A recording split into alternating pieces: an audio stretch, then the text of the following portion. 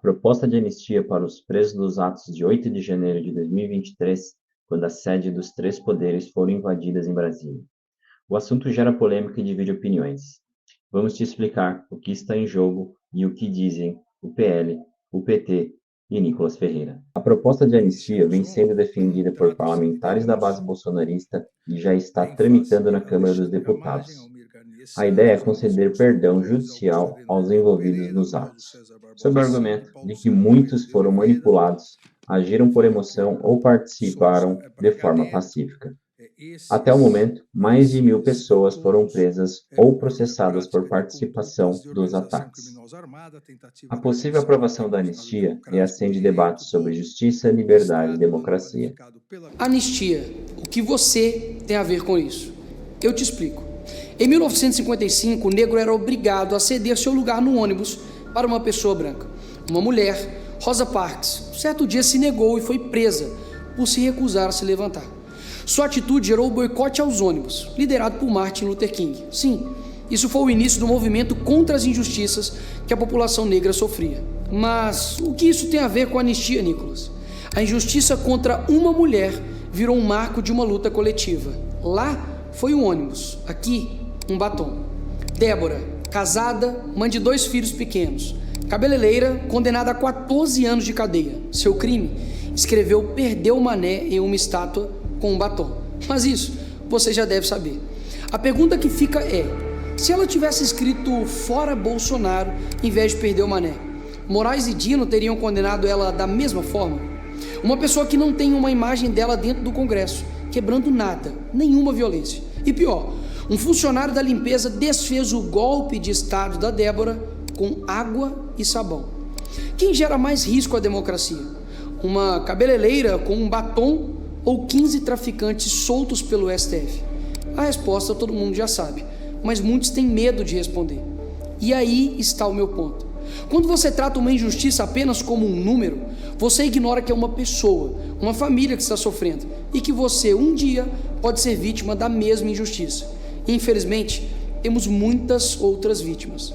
Eliene Amorim, 28 anos, manicure, presa no dia 22 de março de 2023, quase 2 meses depois dos atos do dia 8 de janeiro em São Luís. Motivo da prisão? A acusação que teria participado dos atos de vandalismo em Brasília. Mas até hoje, não foi apresentada nenhuma prova de que ela tenha quebrado algo, invadido prédios ou incentivado qualquer tipo de violência. Uma das páginas da denúncia mostra que a única suposta participação atribuída a ela é o fato que teria viajado para Brasília. Só isso. Ela está presa há 2 anos. Giovana, balconista, grávida de 8 meses, chegou a Brasília no fim de tarde do dia 8, entre 17 e 18 horas, ou seja, horas depois da baderna. Foi presa na manhã seguinte, perto do acampamento em frente ao quartel-general. A PGR admite que não há provas de que Giovana tenha participado dos atos. Uma das principais testemunhas, o motorista do ônibus que a levou a Brasília, que poderia comprovar que ela chegou apenas no fim da tarde, quando os atos já tinham ocorrido, não foi autorizada a testemunhar. Adivinha? Por ordem do ministro Alexandre de Moraes. Flávio Beltrão, 58 anos, morador de rua, ficou preso por 11 dias na Papuda. Sim, um morador de rua. Como isso é possível? Simples.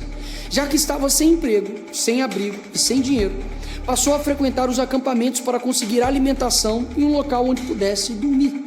No dia seguinte do dia 8, foi preso sem qualquer prova de que tenha participado de depredação, invasão ou organização de qualquer ato ilegal. Após 11 dias preso na Papuda, conseguiu liberdade com tornozeleira eletrônica. Mas o morador de rua teve de fazer uma pergunta óbvia ao juiz auxiliar do Moraes. Abre aspas. Não tenho endereço. Como vou carregar a tornozeleira? Como vou pagar a multa se não tenho nem dinheiro para comer? Ezequiel Ferreira Luiz, pai de 6 filhos e condenado a 14 anos de prisão pelo STF. Motivo? A presença dentro de um prédio sem qualquer registro de que tenha destruído algo ou ameaçado alguém. A simples presença foi motivo de receber uma pena maior do que muitas aplicadas a traficantes, homicidas e estupradores. Paulo Gabriel da Silveira, vendedor de bandeiras, chegou dia 8 às 21 horas em Brasília, vindo de Goiás, comprou 10 bandeiras do Brasil para vender e pagar a pensão do seu filho. No outro dia, vendeu apenas 3 e, em frente ao quartel-general, foi preso, junto com outros manifestantes. A defesa apontou que o rastreamento do celular comprova que ele chegou em Brasília depois que tudo aconteceu e que jamais esteve nas cenas dos atos. Mesmo assim, foi levado a Papuda e passou 3 meses preso. Foi processado e agora condenado pelo STF pela prática do crime de associação criminosa. Todos esses estão sendo tratados como se fossem inimigos da democracia. Logo, no país que a maior apreensão de dinheiro em espécie foi feita na casa de Gedel Vieira, 51 milhões de reais, foi condenado a 14 anos de cadeia e já está em prisão domiciliar. Logo, no mesmo país que um condenado a 400 anos por corrupção, Sérgio Cabral, e fica preso menos de 7 anos e já está solto. Tem proporcionalidade nessas condenações? Mas deixa eu esclarecer ainda mais. Já está bem claro que a justiça tem lado. E se você usar vermelho, tudo bem. Mas se não, tem uma má notícia para você. Em 2006, o MST invadiu e depredou a Câmara. Condenados? 0. Em 2017, o protesto Ocupa Brasília reuniu 45 mil manifestantes de esquerda contra o Temer. Nesse dia, a sede de 3 ministérios foi incendiada e houve depredação em 8 prédios. Condenados? 0.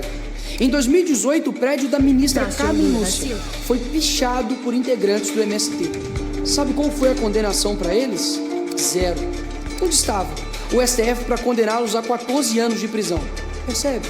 Não há justiça, muito menos senso de proporção nas condenações. É mera e pura vontade de acabar com a vida de pessoas. Mas, Nicolas, você vai passar pano só porque é do seu lado agora? Claro que não.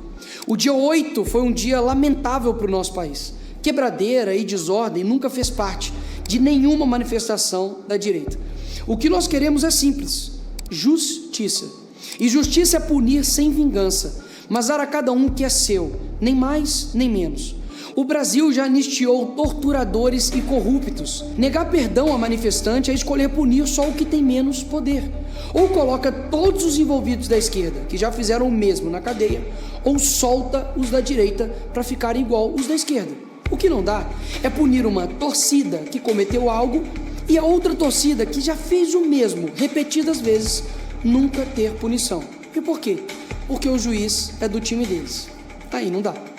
Anistiar os presos do dia 8 não é absolver o caos, é reconhecer que a justiça não pode ser seletiva, quando a democracia também errou no seu próprio espelho. O PL, partido do ex-presidente Jair Bolsonaro, apoia majoritariamente a anistia.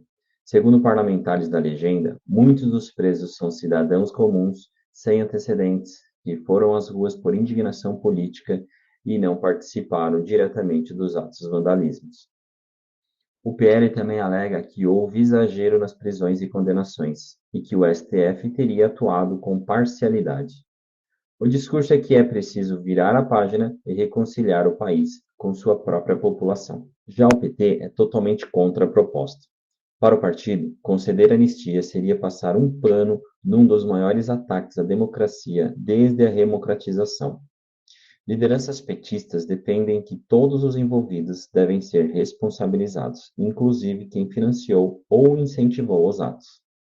O argumento é que a impunidade, nesse caso, abriria precedente para novos atos antidemocráticos no futuro. A proposta da anistia ainda vai gerar muito debate no Congresso e nas ruas. De um lado, quem defende o perdão em nome da pacificação, de outro, quem exige justiça para proteger a democracia. E você? É a favor ou contra a anistia? Curta, comente e se inscreva no canal para receber mais atualizações como essa.